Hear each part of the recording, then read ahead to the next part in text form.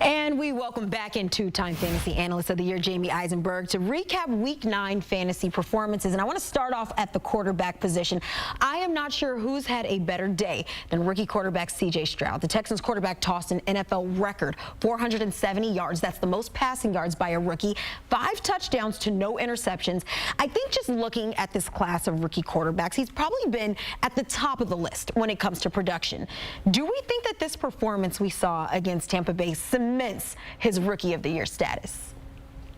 Congratulations, C.J. Stroud. You are the Rookie of the Year. Yes, he solidified it with his performance today, and really he's been earning the award the entire season. You know, I think the little stumbling block that he had last week when he lost to Bryce Young, he certainly overcame that. I wish he had this performance this week because he was my start of the week in Week 8, but certainly, you know, bounced back with a huge game, as you alluded to, 470 and 5, and just getting big-time production from a lot of different players across the board, whether it was Tank Dell, Noah Brown. You know, we saw a big game from Dalton Schultz again, Nico Collins finding the end zone. The thing that we see with this team is they cannot run the ball. And so losing Dameon Pierce, not that he's been doing anything, did not help Devin Singletary. 13 carries, 26 yards. It's all on C.J. Stroud, and he will continue to have a big season rest of the way as long as he stays healthy, and his receiving corps, for the most part, stays healthy. They are down Robert Woods. So big game coming up in Week 10 against the Bengals. We'll see how the Bengals defense comes out of Week 9. But C.J. Stroud's a must-start fantasy quarterback until proven otherwise. Okay, well, you said maybe the Texans team has an issue running the ball, but a couple of running backs elsewhere had big outings in Week 9. Rashad White and Ramondre Stevenson, both having pretty nice performances on Sunday despite both outings resulting in losses. White rushed 20 times for 73 yards and 2 touchdowns, while hauling in all 4 of his targets for 46 yards. Stevenson, 9 carries, 87 yards, and a touchdown, catching 4 of 6 targets. But after these performances, how much better do you feel about these 2 ball carriers going forward? I feel a lot better, you know, and for Rashad White, this has been now 3 straight games where really the role in the passing game has re-emerged. That was why I liked him coming into the season. I thought that what we've seen from Baker Mayfield in his career, he's leaned on his running backs as pass catchers. We saw it last year in Carolina. As bad as things were, he did it with Christian McCaffrey. Now, Rashad White's not McCaffrey, but we saw White as a rookie with Tom Brady, 50 catches. And so the last 3 weeks, that's come back to his game. If he could do anything as a rusher like we saw today, then he's definitely back as a must-start running back. Stevenson's still been a little bit up and down, and I don't like that he's still losing a little bit too much work to Ezekiel Elliott.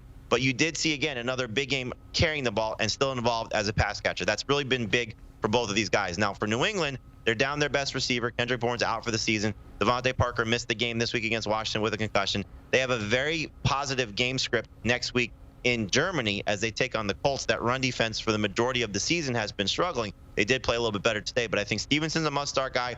White is a must-start guy, and a lot of fantasy managers who are frustrated with them are certainly happy right now heading into Week 10. There's some other people that are also happy, and I think those people are out in Cleveland because we got to see Deshaun Watson make his return to the field after missing 3 of his previous 4 games. And one of the prime beneficiaries of Watson's return just might be Amari Cooper. 5 for 5 in targets, a season-high 139 yards, and a touchdown, in the Browns' 27-0 win over the Cardinals.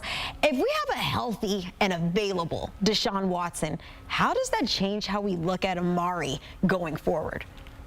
Makes it just easier to trust him. You know, he's had 2 decent games without Deshaun Watson and 2 stinkers, and that's just kind of the inconsistencies that you expect with a backup quarterback, especially somebody like P.J. Walker, who's been inconsistent every time he's got a chance to play. And so hopefully Watson's shoulder continues to get healthy. They have a brutal matchup as they take on the Ravens again in Week 10, so I don't know if Amari Cooper's still going to be considered a must-start wide receiver. We just saw clearly what Cleveland was able to do, what Baltimore was able to do to the Seattle receiving corps of DK Metcalf and Tyler Lockett. But it just makes you feel a lot more comfortable knowing that the quarterback play should be a little bit more sound, a little bit more confident in terms of how he's looking for Cooper. The touchdown was fluky, but again, anytime you're seeing Deshaun Watson under center, you put Amari Cooper in your lineup, certainly in 3 receiver leagues, maybe even in 2 receiver leagues once again, and you hope to get these type of performances for the rest of the season. Okay, so let's look on the West Coast for a second. The Raiders, they somewhat cleaned house earlier this week. They parted ways with their head coach and their general manager. Meanwhile, benching Jimmy Garoppolo for Aiden O'Connell.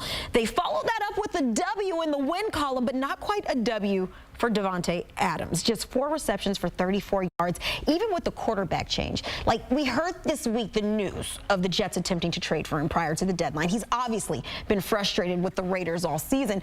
The quarterback change didn't do much for him against the Giants. Do you think we have a Davante Adams problem out in Vegas? I mean, clearly we do, you know, and I'm sure there's going to be some better days ahead. But this has just been a season-long situation, so it's not just the quarterback, it's not just the coach. I don't think it's that he's lost the step tremendously, but 30-year-old receivers do tend to fall off.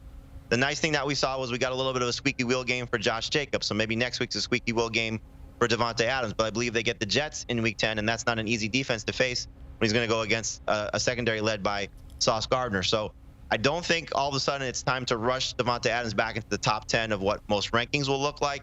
I don't think it's time to consider him a number 1 wide receiver moving forward. There is still a buy low opportunity. Most fantasy leagues have not had their trade deadline passed yet, so better days will be coming. At least we know that Aiden O'Connell will be the starter as long as he continues to win, and that seems to be where they're headed, no matter what the situation is, based on how we've heard things coming out of Las Vegas this week.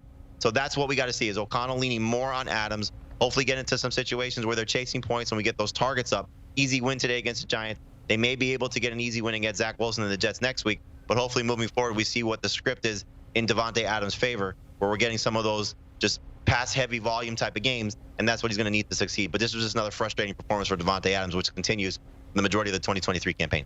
Davante Adams is frustrated. Fantasy managers are frustrated. Hopefully things can turn a page now that things are hopefully getting on the right track for the Raiders. Jamey, I appreciate that insight. Thank you.